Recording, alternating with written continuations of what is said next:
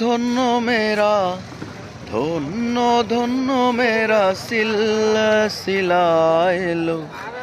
দিল্লি কে নিজামুদ্দিন আউলিয়া এলো, দিল্লিতে নিজামুদ্দিন আউলিয়া।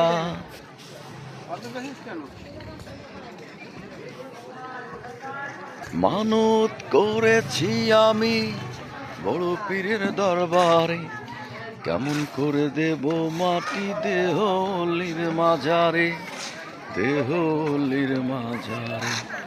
রাস্তা থামায় দিল, রাস্তা থামায় দিল কাফিলা এলো। দিল্লিতে নিজামুদ্দিন আউলিয়া এলো, দিল্লিতে নিজামুদ্দিন আউলিয়া।